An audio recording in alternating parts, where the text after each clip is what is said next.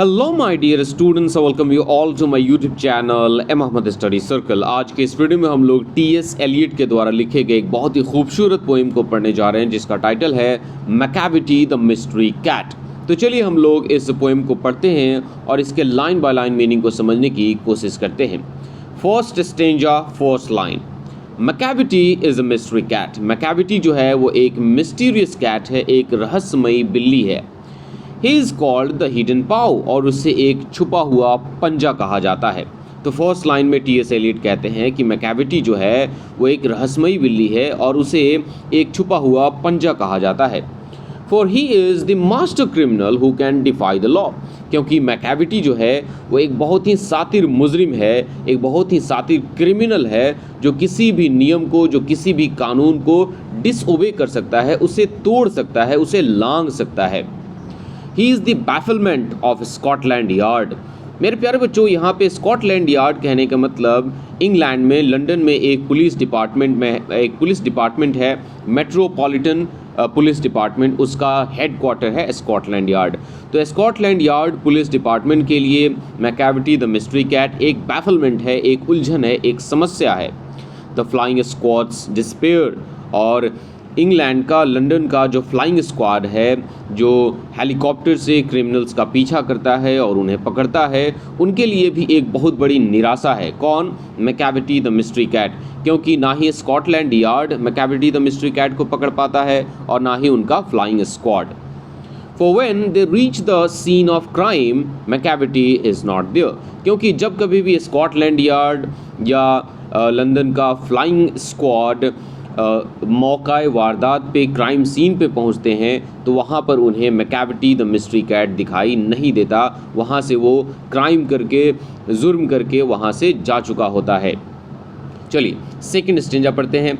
Second stanza पढ़ने से पहले आप ये फिगर देख लीजिए। ये जो फिगर आपके स्क्रीन पे दिख रहा है, यही हमारा मैकेविटी द मिस्ट्री कैट है, जो कि एक मास्टर क्रिमिनल है। आप इसके फेशियल एक्सप्रेशन से देख सकते हैं ये कितना सातिर मुजरिम हो सकता है।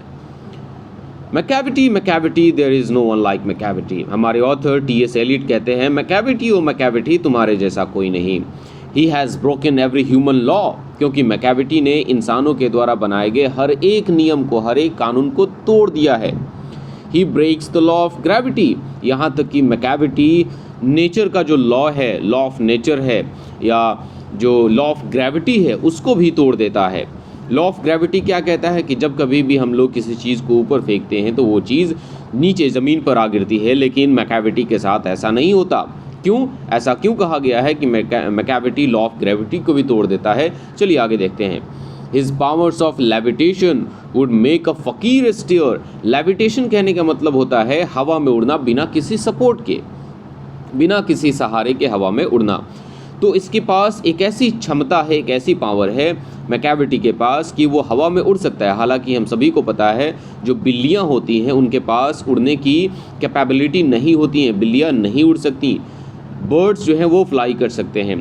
तो इसके पास ये बिना किसी सहारे के उड़ने की जो क्षमता है, इसको देखकर कोई भी जो फ़कीर है, कोई भी संत महात्मा जो है, वो देखकर हैरान हो सकता है।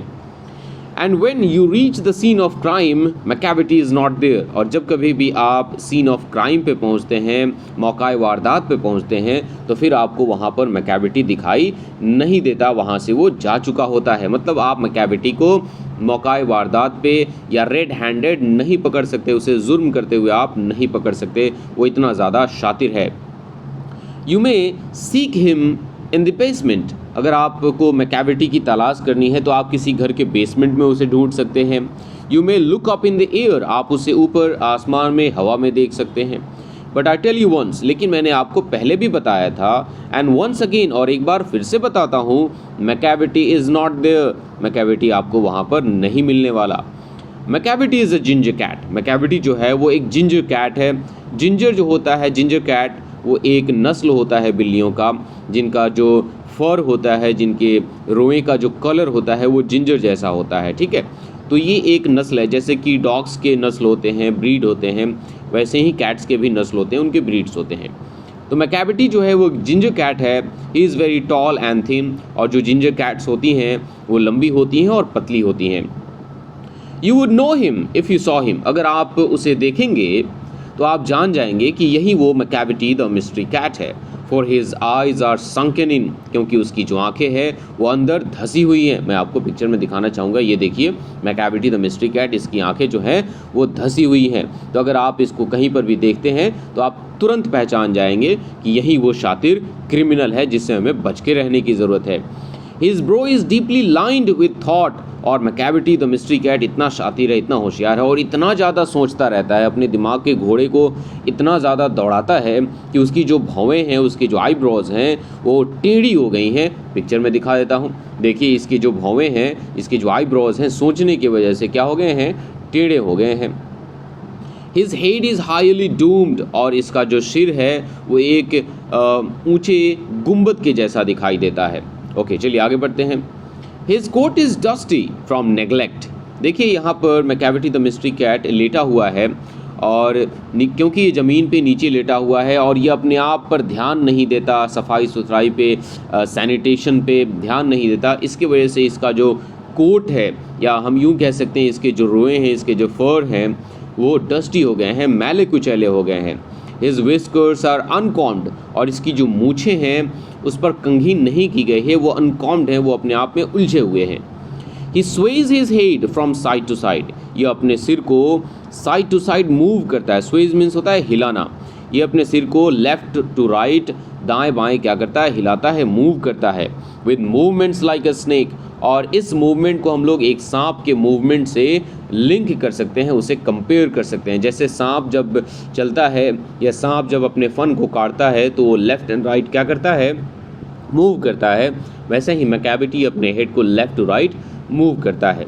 And when you think he is half asleep, और जब कभी भी आप मैकेविटी द मिस्ट्री कैट को देखोगे और आपको लगेगा कि वो आधा सोया हुआ है, तब आप बिल्कुल गलत हैं। He is always wide awake, तो वो हमेशा चौकन्ना होता है, वो हमेशा जगा हुआ होता है। फिर से हमारे ऑथर कहते हैं, Macavity Macavity there is no one like Macavity, Macavity O Macavity तुम्हारे जैसा कोई नहीं। For he is a fiend in feline shape, fiend means क्या होता है, डेविल, राक्षस, दानव, क्योंकि मैकेविटी जो है वो बिल्ली के शेप में एक दानव है, एक राक्षस है। देखो यहाँ पर वर्ड मीनिंग वाले सेक्शन में फींड कहने का मतलब डेविल दिया गया है, और फेलाइन कहने का मतलब रिलेटिंग टू कैट, एक ऐसा शेप जो कि बिल्ली के जैसा दिखाई दे। तो जो मैकेविटी है वो बिल्ली के शेप में, बिल्ली के रूप में एक दानव है, एक राक्षस है, अ मॉन्स्टर ऑफ डेप्राविटी। डेप्राविटी कहने का मतलब मोरल करप्शन, और मैकेविटी जो है वो बहुत ही करप्ट है, बहुत ही बुरा है, बहुत ही भ्रष्ट है। हम कह सकते हैं कि बुराई का शैतान है, बुराई का मॉन्स्टर है। You may meet him in a by street, अगर आप मैकेविटी द मिस्ट्री कैट से मिलना चाहते हैं तो आपकी मुलाकात उससे किसी न किसी सड़क, गली, मार्ग में हो जाएगी। You may see him in the square, यहाँ तक कि आपकी और उसकी मुलाकात किसी खाली जगह पे, किसी चौराहे पर भी हो सकती है। But when a crime is discovered, लेकिन जब कभी भी किसी क्राइम को किसी क्राइम का, किसी जुर्म का पता लगाया जाता है, then Macavity is not there, तो फिर वहाँ पर मैकेविटी दिखाई नहीं देता। मतलब किसी भी क्राइम सीन पर मैकेविटी दिखाई नहीं देता, और सभी लोग उस क्राइम का दोष किस पर देते हैं, मैकेविटी पर देते हैं। तो इस तरह से हमने इस पोएम को पढ़ लिया और इसके लाइन बाय लाइन मीनिंग को समझ लिया। इस पोएम का एक्सप्लेनेशन आपको कैसा लगा, आप लोग मुझे नीचे कमेंट सेक्शन में ज़रूर बताइएगा। वीडियो अच्छा लगा होगा तो वीडियो को लाइक कीजिएगा, और चैनल पे नए होंगे तो चैनल को सब्सक्राइब कीजिएगा। मिलते हैं एक नए चैप्टर के साथ, तब तक के लिए टेक केयर, बाय बाय।